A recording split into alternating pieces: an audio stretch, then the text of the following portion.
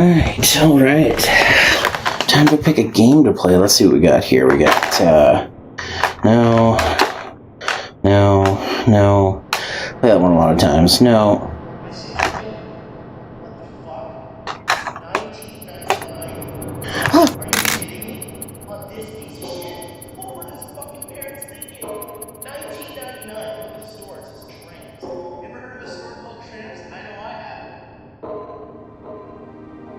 Is it really that time?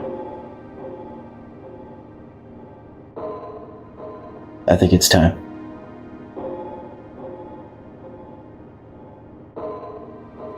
Spy vs. Spy, Operation Boobytrap.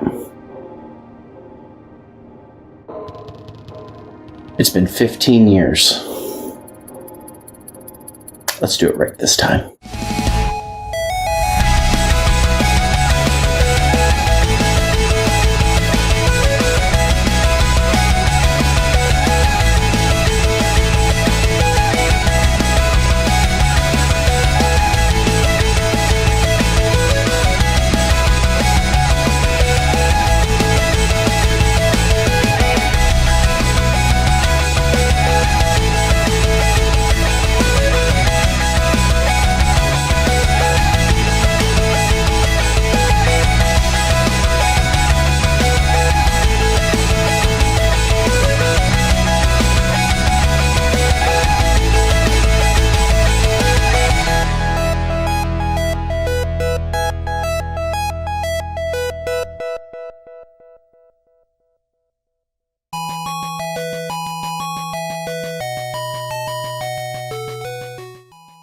"15 years ago, I swore to never play this game again. And if it wasn't for this anniversary, I probably never would. This is, by far, the worst game I've ever played. And keep in mind what you've seen. But the last time I reviewed this game, I barely covered anything. So it's only fair that I do it proper this time. So, where do I begin? The first thing I noticed about this game is the music. It's bad. It starts off fine, but leave it long enough and you'll notice it starts sounding off-key. This isn't exclusive to the title screen song either. Nearly every track has this issue. At first, I thought maybe it was an issue with my cartridge, but then I looked up the soundtrack and, yep, it's part of the music. Not to mention that the music in general is high-pitched and ear-screechingly loud.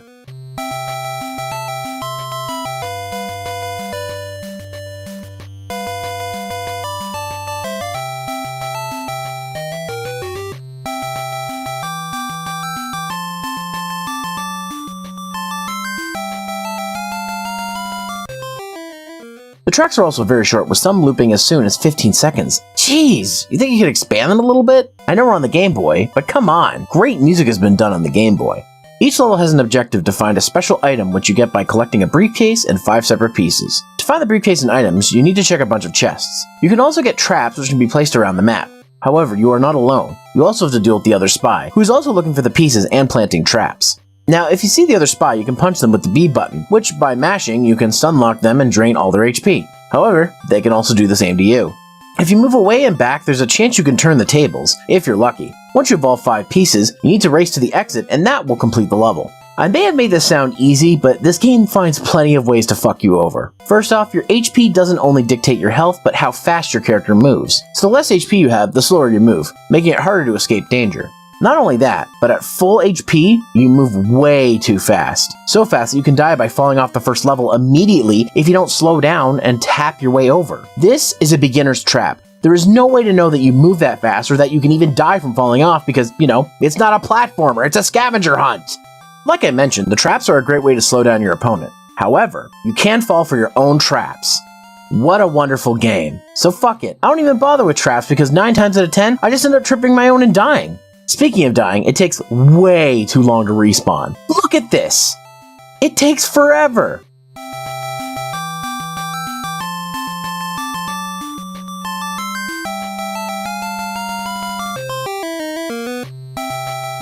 Ugh, finally!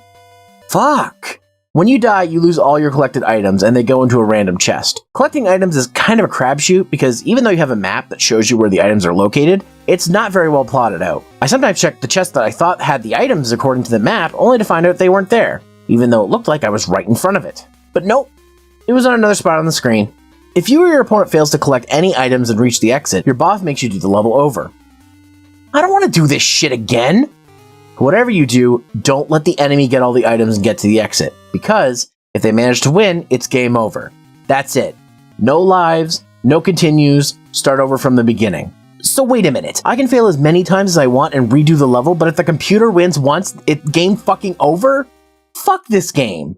Now this game does have passwords, but it's only after every 5 levels. Which leads me to my next point. This game only has 5 actual levels. After level 5, the levels loop and get more difficult. It goes up to level 20. I know what you're thinking. The level layouts technically are different, so they are different levels, right? While I won't deny that that's technically true, as many of my favorite games reuse assets and level types, but no, this game doesn't get a pass because they're padding it out.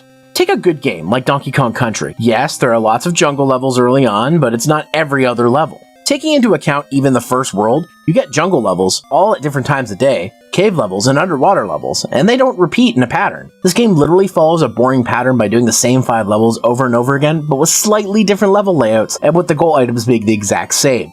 That's fucking lazy and repetitive, in a sad attempt to try to extend the playtime of a Game Boy game. So next time somebody says Donkey Kong Country or Mega Man is boring and repetitive, I'm going to point to this game and say, go fuck yourself. I played Operation Boobytrap. Even understanding how this game works and how to play it, at its best, this game is boring. There's nothing engaging about the gameplay, it's the same shit over and over again. If the terrible grating short-looped music wasn't bad enough, the sound effects are stock and high-pitched, and the graphics are basic for a Game Boy game. Though I will admit the backgrounds and some level hazards are kinda cool. It's overall a really boring package. I'm not super familiar with the other Spy vs. Spy games, but nearly all the other games in the series look like they're way more fun than this. At the end of it all, what you're left with is a game that's best boring and repetitive, and at worst a frustrating, janky mess that has high-pitched sounds, grating looped music, with a broken map system, with tons of what should be easily avoidable traps, which ramps up to the game's difficulty only because the game is bullshit. I've complained about overly unnecessary hard parts in older games, but I think this might be the worst.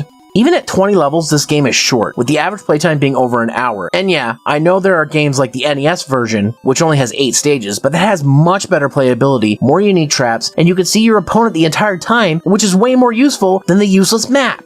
Even the Game Boy Color game fixes with a better map and still showing the opponent on the screen. If you really want your Spy vs. Spy fix, there are plenty of games in the series that are much more worth your time. Don't waste your time with Operation Boobytrap. Please, play anything else. So, is Spy vs. Spy Operation Boobytrap as bad as it was 15 years ago? Of course it fucking is! That being said, they all can't be winners. Half the games I reviewed have been great. The other half have been not so great. And I'm not done. There's still plenty more to talk about. I think it's time I get back to work. I'll see you guys in the next video.